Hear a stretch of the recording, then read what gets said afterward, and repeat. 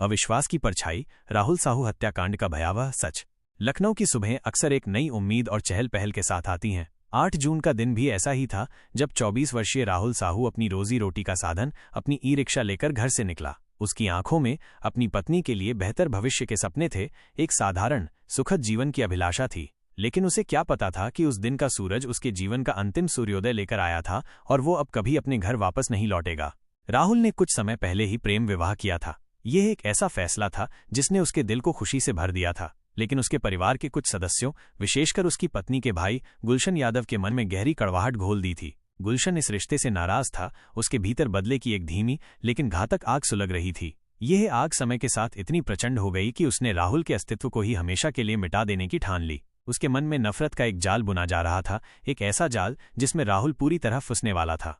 उस दुर्भाग्यपूर्ण दिन राहुल को आखिरी बार गुलशन और उसके 3 कथित दोस्तों सूरज रावत, सूरज गुप्ता और लवकुश यादव के साथ देखा गया था। राहुल ने शायद उन पर भरोसा किया होगा, दोस्ती की आड़ में छिपे धोखे को वो समझ नहीं पाया होगा। उसे अंदाजा भी नहीं था कि जिनके साथ वो बैठा है वे ही उसके जीवन की डोर को हमेशा के लिए काटने वाले हैं। यह एक ऐसा विश्वासघात था जिसने रिश्तों की पवित्रता को तार तार कर दिया। रात ढल गई और अगले दिन की सुबह भी आ गई, लेकिन राहुल घर नहीं लौटा। उसकी पत्नी का दिल बेचैन हो उठा, उसकी आंखों में चिंता की परछाई गहराने लगी। परिजनों ने राहुल के मोबाइल पर कई बार फोन किया, लेकिन कोई जवाब नहीं मिला। हर गुजरता पल एक नए डर को जन्म दे रहा था। जब उनकी सारी उम्मीदें टूट गईं, तो उन्होंने थक हारकर स्थानीय पुलिस स्टेशन में राहुल की गुमशुदगी की रिपोर्ट दर्ज कराई। पुलिस ने मामले की गंभीरता को समझा और तुरंत जांच शुरू कर दी।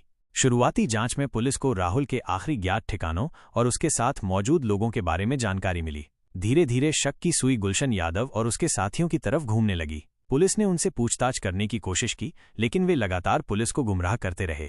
हर बीतता पल परिवार के लिए एक सदमा था। राहुल का कोई सुराग नहीं मिल रहा था और हर गुजरते घंटे के साथ उम्मीद की किरण धुंधली होती जा रही थी।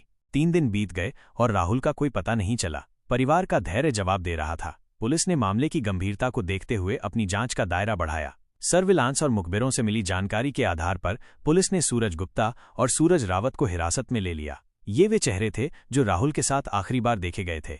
शुरुआत में दोनों ने पुलिस को लगातार गुमराह करने की कोशिश की। वे अलग अलग कहानियां सुनाते रहे, अपनी बेगुनाही का दावा करते रहे। उनकी आंखों में डर साफ झलक रहा था, लेकिन वे उसे छिपाने की पूरी कोशिश कर रहे थे। पुलिस ने भी हार नहीं मानी। गहन पूछताछ और मनोवैज्ञानिक दबाव के बाद उनकी हिम्मत टूट गई। एक एक करके सच्चाई के परतें खुलने लगीं और एक भयावह अमानवीय कृत्य का खुलासा हुआ। सूरज ने आखिरकार कबूल कर लिया कि उन्होंने ही राहुल की हत्या की है। उनके खुलासे से पुलिस भी स्तब्ध रह गई। उन्होंने बताया कि उन्होंने राहुल को कैसे धोखे से अपने साथ ले गए, उसकी हत्या की और उसके शव को पास के जंगल में दफना दिया। ये सुनकर राहुल के परिवार पर मानो बिजली गिर पड़ी। जिस बेटे, जिस पति के लौटने की उम्मीद वे पाल रहे थे, वो अब इस दुनिया में नहीं था। पुलिस के अनुसार इस जघन्य हत्या का मुख्य मकसद राहुल का प्रेम विवाह था, जिससे उसका साला गुलशन यादव बेहद नाराज था। गुलशन ने अपने दोस्तों के साथ मिलकर राहुल को रास्ते से हटाने की एक सोची समझी साजिश रची थी। ये एक ऐसा अपराध था जो प्रेम और रिश्तों की आड़ में पनपी नफरत की भयावह तस्वीर पेश कर रहा था। ये घटना दर्शाती है कि पारिवारिक विवाद अगर समय रहते सुलझाए न जाएं, तो कभी कभी कितने भयानक और जानलेवा रूप ले सकते हैं। पुलिस ने तुरंत कार्रवाई करते हुए गुलशन यादव, सूरज रावत, सूरज गुप्ता और लवकुश यादव को गिरफ्तार कर लिया। उनसे गहन पूछताछ की गई ताकि इस अपराध के हर पहलू को समझा जा सके और ये सुनिश्चित किया जा सके कि कोई भी अपराधी बच न पाए। राहुल के शव को जंगल से बरामद किया गया और फॉरेंसिक जांच के लिए भेज दिया गया।